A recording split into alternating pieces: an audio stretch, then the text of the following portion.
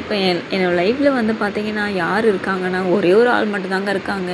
வேறு யாருமே கிடையாது. யாருன்னா முருகரை மட்டும்தான் நம்பிட்டு இருக்கேன். நான் சிறுவாபுரி கோயிலுக்கு போவேன். கிட்டத்தட்ட எனக்கு ஒரு வேண்டுதல் இருக்குது. அது நல்ல விஷயந்தான்.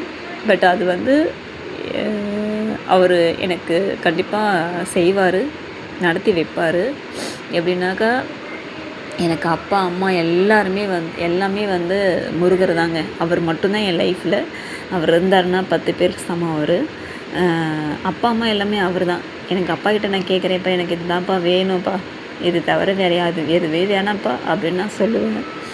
ஒரு பொண்ணுக்கு என்ன தேவையோ அதுதான். அவர்கிட்ட நான் பணம் காசு கேட்கல, வசதியான விஷயம் எனக்கு எதுவுமே கேட்கலங்க. எதுவுமே எனக்கு வேணாங்க.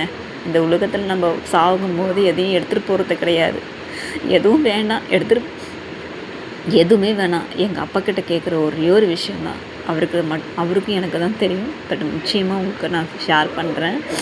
நடந்துருச்சுன்னா எங்கள் அப்பா கிட்டே கேட்குற ஒரே விஷயம், அந்த ஒரே ஒரு விஷயந்தான். அது பெண்களுக்கு முக்கியமான ஒரு விஷயம். அது எங்கள் அப்பா கண்டிப்பாக பொண்ணுக்கு நடத்தி வைப்பாருன்ற ஒரு முழு நம்பிக்கை. என்ன ஒன்று, இவ்வளவும் பேசி நைட்டில் தூக்கம் வர மாட்டேங்குது, பசி எடுக்க மாட்டேங்குது. நான் இதெல்லாம் ஒரு விஷயமானு தூக்கி போட்டு போயிட்டே இருப்பேன். அது நாளைக்கு தான் பண்ணணும்.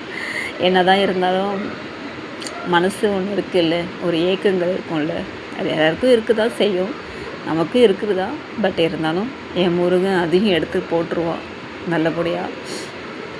நம்பிக்கையோடு இருக்கேன். மனுஷாளுங்க மேலே நம்பிக்கை வைக்காதீங்க. அவங்க வந்து பார்த்திங்கன்னா காலவரை விட்டுட்டு போயிடுவாங்க. நம்ப முடியாது.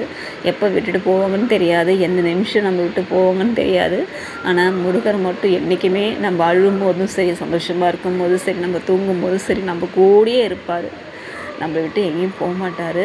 நான் இதில் என் வாழ்க்கையில் தெரிஞ்சுக்கிட்ட ஒரே விஷயம், நம்ம கடைசியில் யார் நம்ம கூட இருக்காங்கன்னு கேட்டாக்கா, கடவுள் மட்டும்தாங்க நம்ம கூட இருக்காங்க. மனுஷங்க யாருமே நம்ம கூட இருக்க மாட்டாங்க. அதுதாங்க உண்மை. கடவுள் மட்டும்தான் உண்மை, யாருமே கிடையாது. ஸோ ஓகேங்க, மணி ஆகிடுச்சு. இந்த வீடியோ பிடிச்சி லைக் பண்ணுங்கள், ஷேர் பண்ணுங்கள், சப்போர்ட் பண்ணுங்கள், பெல் கிளிக் பண்ணுங்கள். விஷயம் எல்லாருக்கும் ஷேர் பண்ணி விடுங்க. இனிமேல் ரெகுலராக வீடியோ வரும். சப்போர்ட் பண்ணுங்கள், ஃபாலோ பண்ணுங்கள். நான் சொல்கிறது உண்மையாக போய் எனக்கு கமெண்ட்டில் சொல்லுங்கள், சரிங்களா? ஸோ ஓகே, பாய். எல்லாருக்கும் குட் நைட், பாய்.